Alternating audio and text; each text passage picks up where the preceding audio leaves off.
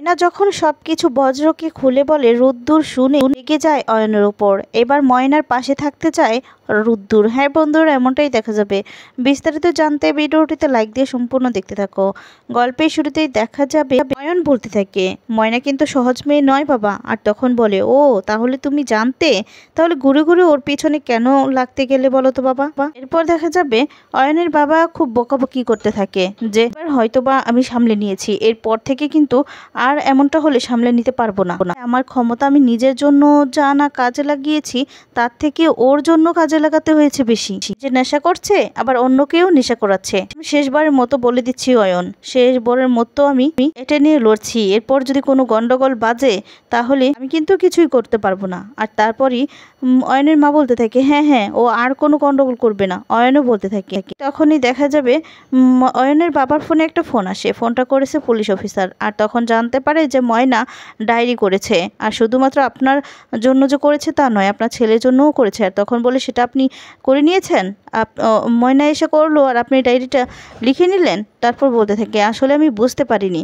আসলে যখন কলেজে যে ঝামেলাটা হয়েছে সেই ব্যাপারটা বলেছে খুলে, তখন আমি ডায়েরিটা লিখেছি, বুঝতে পারিনি যে এটা আপনার ছেলে। আর ভিডিওটা দেখেও চিনতে পারিনি।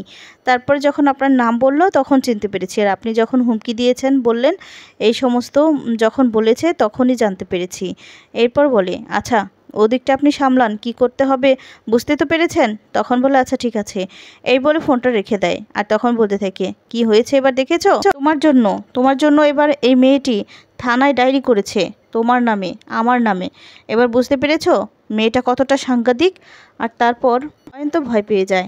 এরপর বলতে থাকে, আচ্ছা দেখি কি করা যায়। কিন্তু ওই মেয়েও তো আমাকে চিনে না। এর জন্য তো ওই মেয়েকে কতটা খেসারত ভোগ করতে হবে। মেয়েটাকে কলকাতা ছাড়া করব। এই বলে গুঞ্জাকে ফোন করে। আর গুঞ্জাকে ফোন করলে গুঞ্জাকে সমস্তটা খুলে বলে। আর তারপর বলতে থাকে গুঞ্জা মনে মনে যে যেটা ভেবেছিলাম সেটাই। ময়না তাহলে ডায়েরি করেই ছাড়লো, এবার কি হবে? আচ্ছা শোনো, তোমাকে আমি একটু পরে আবার কি করতে হবে জানিয়ে দিচ্ছি, ঠিক আছে? কিন্তু আঙ্কেল তুমি না একটু দেখো আমার ব্যাপারে যেন ওই জায়গাতে কিছু না ওঠে, আমার নামটা যেন না ওঠে, বুঝতে পেরেছো? তখন বলে, হ্যাঁ চিন্তা করিস না তুই। বলে, এত বড় সাহস যে ও তোমার নামে মানে ডায়েরি করেছে, অয়নের নামে ডায়েরি করেছে? ওর এত বড় সাহস? কি করে হয় এত বড় সাহস? আচ্ছা আমি দেখছি কি করা যায়। তুমি একটু পরেই তোমাকে আমি কল ব্যাক করছি, ঠিক আছে?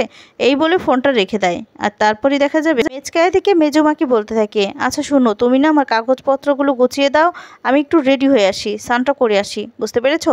তখন বলে, বাবা তোমার ছেলেদের এতদিন আমি গুছিয়ে দিতাম, আজকে তোমারও গুছিয়ে দিতে হবে? তুমি যে কি করো না।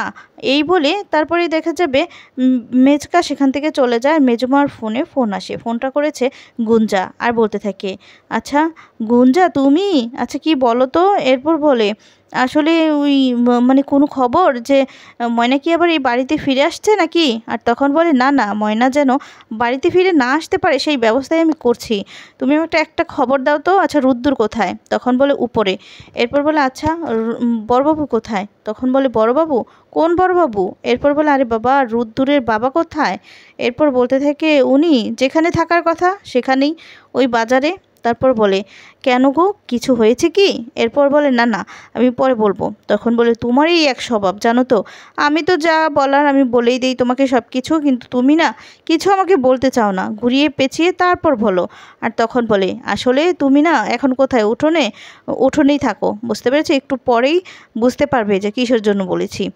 কথা বলে ফোনটা রেখে দেয়। আর তারপর এদিকে দেখা যাবে রুদ্দুরের বাবা বাজার করে বাজার থেকে আসতে থাকে। তখন একজন লোক বলছে, কি গো মাস্টারমশাই, আপনার ছেলের বউ খুব সাহসী। সত্যি এই যুগের মেয়েদের যদি এমন জেদ না থাকে তাহলে কি হয়? তাহলে অন্যায়ের বিরুদ্ধে কি লড়া যায়? যায় না তো। আপনার বৌমা তো প্রমাণ করে দিয়েছে ওই ছেলেটা, বাবা কি সাংঘাতিক ছেলে রে বাবা। আচ্ছা আপনার তো ঝামেলা মিটেছে, তাহলে এবার কিন্তু একবার এসে দেখা করবেন, ঠিক আছে? এরপর বলে, আচ্ছা ঠিক আছে আমি তাহলে আসি। এই বলে চলে যেতে লাগে। ঠিক তখনই দেখা যাবে 4-5 জন লোক আসে মোটরসাইকেলে করে। আর তাদেরকে কিনা গুঞ্জাই পাঠিয়েছে। এরপর বলতে থাকে, প্রণাম করে নেয়। আর তারপর বলছে, কে তোমরা কি আমার ছাত্র? এরপর বলে, না না, ছাত্র সেই সৌভাগ্য তো আর আমাদের হয়নি, তবে একটা কথা বলতে এসেছি।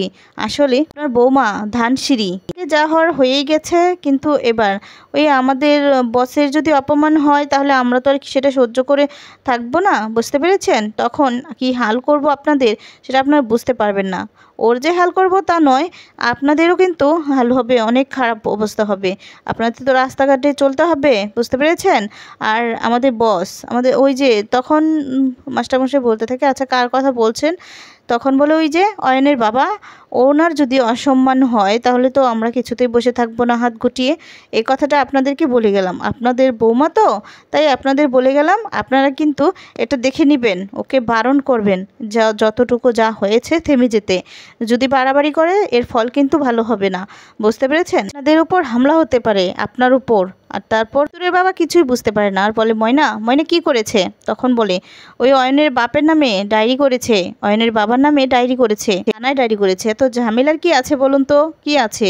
উনি গিয়ে রিকোয়েস্ট করেছিল যেন অয়নের রেস্টিকেটের ব্যাপারটা নিয়ে একটু ময়না ভেবে দেখে, আর ওটা যেন আটকে দেয়। ময়না মানে কিছুতেই যেন অয়নের রেস্টিকেটটা না হয়। এটা কি ভুল কিছু করেছে?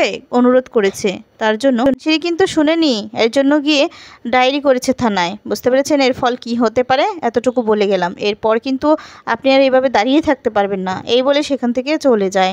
এরপর এই কথা শুনে রুদ্দুরের বাবা তো অবাক হয়ে যায়। তারপরই বাড়িতে গিয়ে চিৎকার চেঁচামেচি করে রঞ্জা আর রুদ্দুর সবাইকে ডাকতে থাকে। এরপর যখন সবাই ছুটে আসে, এদিকে মেজুকাম্মা তো বুঝতে পারে যে কিছু তো একটা হয়েছে, গুঞ্জাই তো বলেছে। আর তারপর বলছে, কি হয়েছে দাদা? তারপর রুদ্দুর বড় মা সবাই চলে আসে। এরপর এদিকে দেখা যাবে ময়না চুপ করে বসে থাকে। ময়নার বাবা বলছে, মা সকালে তো কিছু খাসনি, কিছু খাবি আনমু? আর তারপর বলতে থাকে, কি নিয়ে চিন্তা করছিস মা?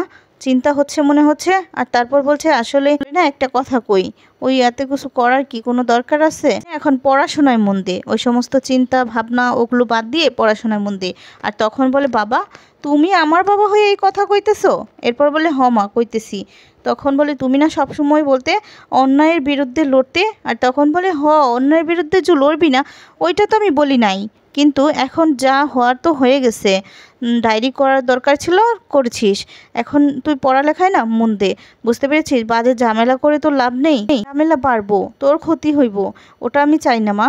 আর তারপর দেখা যাবে ময়না অনেক রকম করে বোঝাতে থাকে আর বলে, না বাবা আমি কিছুতেই থামবো না, কিছুতেই না, আমাকে শাসিয়ে যাবে, আমি চুপ করে বসে থাকবো, হতে পারে না বাবা। এই সমস্ত নিয়ে কথা বলতে থাকে। এরপর দেখা যাবে এদিকে রুদ্রের বাবা সবাইকে সবটা খুলে বলে, আর তারপর সবাই অবাক হয়ে যায়। তারপর বলতে থাকে, কিন্তু হয়েছে।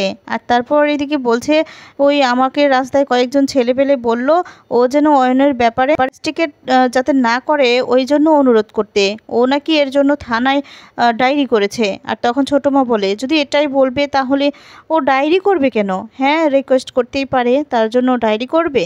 এরপর বড়বাবু বলে, আমি কিচ্ছু জানি না, ওই তো রুদ্দুর আছে, ওকে জিজ্ঞেস করতে বলতে। রুদ্দুর বলে, বাবা এই বিষয়ে আমাকে কিছু বলবে না, যা বলার মাকে বলো, মা তো ওর সবসময় সাপোর্ট করে, তাই মাকেই বলো। মা বলে, ব্যাপারটা নিশ্চয়ই ততটা সহজ ছিল না। ময়নার বাবা ময়নাকে রিকোয়েস্ট করতে গেল আর ময়না থানায় গিয়ে ডায়েরি করলো, এটা কিছুতেই হতে পারে না। হয়তো বা অয়নের বাবা কিছু করেছে, কোনো খারাপ ব্যবহার করেছে, তার জন্যই ময়না রেগে এটা করেছে। রুদ্দুরের বাবা বলে, রঞ্জা তুমি সবসময় কি ময়নার পক্ষ নিয়ে কথা বলবে? একটু শাসন করবে না, বলবে না? আর তারপরে দেখি সবাই মিলেই এই সমস্ত কথা বলতে থাকে আর বলতে থাকে, আমাদের বাড়ির সবার তো এখন ভয়। তারপর মেজকাম্মা কাঁদতে থাকে আর বলতে থাকে, ওই মেয়ে আমাদের বাড়ির কথা ভেবেছে কখনো? তখন বড়মা বলে, ভাবেনি বলছিস? ভাবেনি কখনো না। আর তারপর রুদ্দুর বলতে থাকে, মা তুমি না ওর হয়ে কথাটা এবার বাদ দাও, অনেক বললে তো অনেক। মেজকাম্মা বলতে থাকে, আচ্ছা বর্দি তোমার কি ময়নার জন্য চিন্তা হয় না, ওর যদি রাস্তায় কিছু একটা হয়ে যায়? আর তখন বলে, না না সে কি, ও মানে মেয়ে, মা হয়ে মেয়ের জন্য চিন্তা হবে না কি হয়? কিন্তু ও যেটা করছে আমার তাতে সায় আছে, আমি জানি ও যদি কোনো রকম কিছু না হয়ে থাকে তাহলে কিছুতেই শুধু শুধু ডায়েরি করতে যাবে না, হয়তো বা কিছু হয়েছে।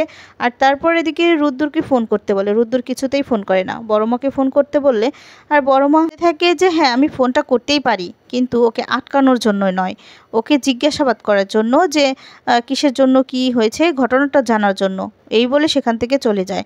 আর তারপর এদিকে বলতে থাকে তোর মা তো চলে গেল, এবার তুই বুঝ কি করবি রুদ্র। মা তো আর ফোন করবে না, তোকেই ফোনটা করতে হবে, তুই ফোন করে ওকে কিছু একটা বল, ঘটনা তো ওকে জানতে হবে। আর তারপরে রুদ্র রেগে যায়, রেগে গিয়ে ফোনটা খুঁজতে থাকে আর ঘরে চলে যায়। বজ্র তখন বলে রেগে গিয়ে কি না কি বলবে, আমি যাই বাবা, এই বলে রুদ্রের সাথে সাথে যায়। আর তখন রুদ্রকে বলতে থাকে তুই একটু ঠান্ডা হো, আগে ঘটনাটা জান। এরপর ময়নাকে ফোন করে। আর তারপর ময়নার বাবা বলতে থাকে জামাই ফোন করেছে। তখন ময়না রিসিভ করে। আর তখন ময়নাকে জানোই তাই রাগারাগি করতে থাকলে ঠিক তখন বজ্র ফোনটা নিয়ে নেয়, বজ্রকে বলে কথা বলতে। বজ্র তারপর সবটা খুলে বলতে বলে। আর তখন বজ্রর কাছে সবটাই বলে। তারপর রুদ্রও জানতে পারে। রুদ্র জেনে ময়নার উপর রেগে যায় আর তখন ময়নার পাশে থাকতে চায়, ময়নার কাছে গিয়ে ব্যাপারটা জানে।